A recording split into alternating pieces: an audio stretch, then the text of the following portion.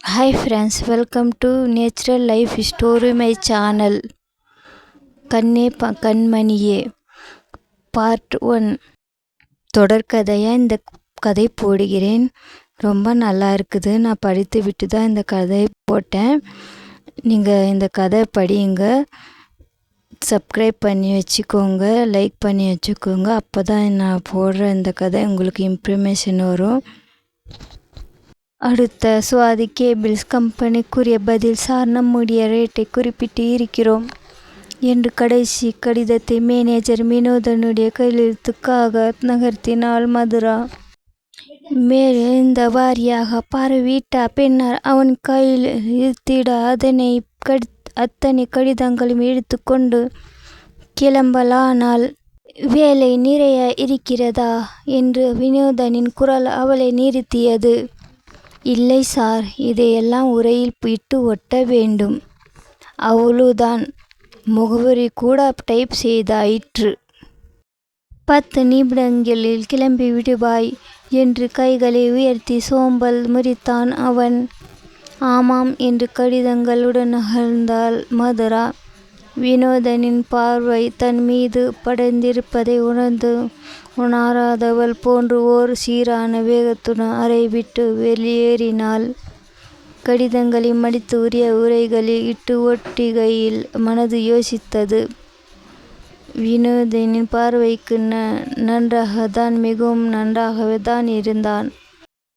குணம் நல்லதுதான். படிப்போடு நல்ல பதிவும் இருந்தது. எல்லாவற்றுக்கும் மேலாக அவளை விரும்புகிறவனும் கூட தம்பியை பார்த்து கொள்வான்.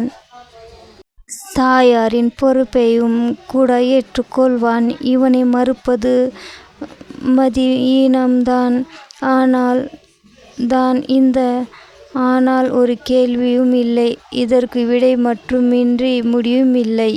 வினோதனின் மனம் நோகாதபடி அவனது அழைப்பை மறுத்துவிட்டு காத்து நின்று பஸ் ஏறி வீடு வந்து சேர்ந்த போது மதுரா மிகவும் கலைந்து போயிருந்தாள். உடலை காட்டிலும் மனது மிகவும் ஓய்ந்து போயிருந்தது. வினோதனிடம் இந்த கண்ணாமூச்சி ஆட்டம் எத்தனை நாள் ஆடுவது?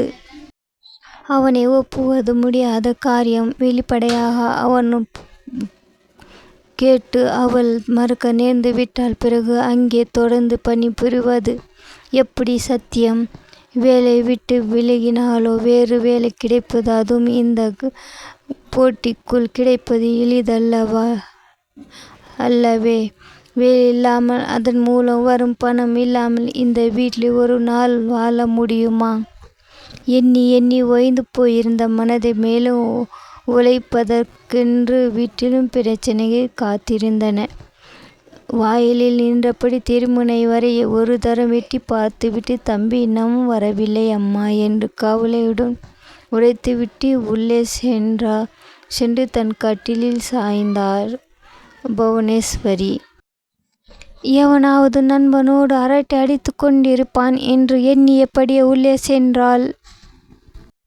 ஆனால் ஊர் சுற்றி கழுதைகளுக்கெல்லாம் கொட்டி அளக்க வேண்டும் என்று என் தலை எழுத்து என்று உறக்கவே தெளிவாக மூத்தபடி முன்புறம் வந்து அவன் மனைவியை பார்த்ததும் வாயை மூடிக்கொண்டு கேட்டை சாத்தினார்.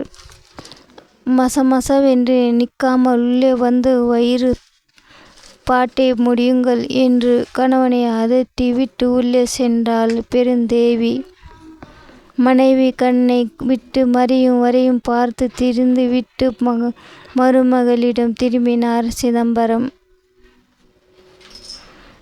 சின்ன குட்டி என்று மெதுவான குரலில் அழைத்தார். தம்பிக்காக காத்திருக்க வேண்டாம், சாப்பிடவா என்றார் கிசுகிசுப்பாக. மாமனுடைய முகத்தை கூர்ந்து பார்த்தாள் மதுரா. சிதம்பரத்தின் பார்வை எங்கேயோ விலகி ஓடவும் சந்தேகம் பலத்தை விட, தம்பி எங்கே போயிருக்கிறான் மாமா என்று வினாவினாள். அது எனக்கு தெரியாதே, அவசரமாக மறுத்தார். முகம் இறுகி போயிற்று அவளுக்கு. இந்த மனிதர்களும் ஒரு காப்பு என்று இவர்களுடைய ஆதரவில் வாழ வந்தது எவ்வளவு பெரிய முட்டாள்தனம். இந்த பிழைப்பில் தன் பங்கை எண்ணி பார்த்தவளின் முகம் கன்றியது. வேலைக்கு தகுந்தது படித்திருக்கலாமே. அங்கே ஏதாவது ஆபீஸில் ஒரு வேலை பார்த்து கொடுத்தால் நல்லா சம்பாதித்து போடுவாள். உங்க தரகு வேலை, பணம் வைத்த குடுமி, சிரைத்த மொட்டை என்கிற கதைதானே இவள் சம்பளம். மாதம் ஒழுங்காக வருமே. இந்த வீட்டு வாடகை வேற வரும். கல்யாணம் பேசுகிறோம் என்று தள்ளி கொண்டே போனால் யாருக்கு தெரிய போகுது? எப்படியும் 6-7 வருஷமாவது அவள் பணம் பிரயோஜனப்படுமே என்று அத்தை மாமாவிடம் உரைத்து காதில் விழவும் ஆஹா என்றல்லவா ஓடி வந்து விட்டாள். கட்டியோன் இழப்பில் ஓய்ந்து நின்ற தாயார் அவருடைய பேச்சுக்கு மறு சொல்லியிருக்க மாட்டார்தான். அந்த நிலையில் அப்பா இல்லாவிட்டால் என்ன? அம்மாவுக்கு நாங்களும் எங்களுக்கு அம்மாவும் துணை என்று அடித்து சொல்லியிருக்கலாமே.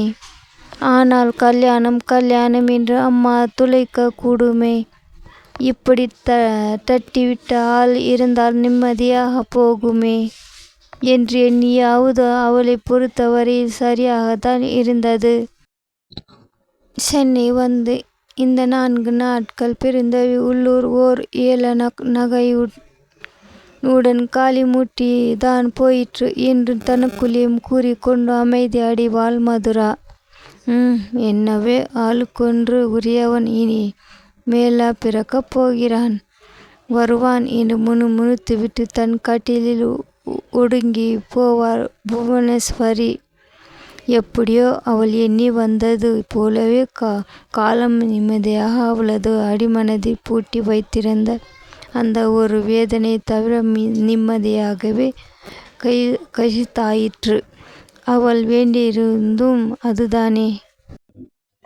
சென்னை வந்து இந்த 4 ஆண்டுகளும் அதீத வகை நிம்மதியாகத்தான் கழிந்தன.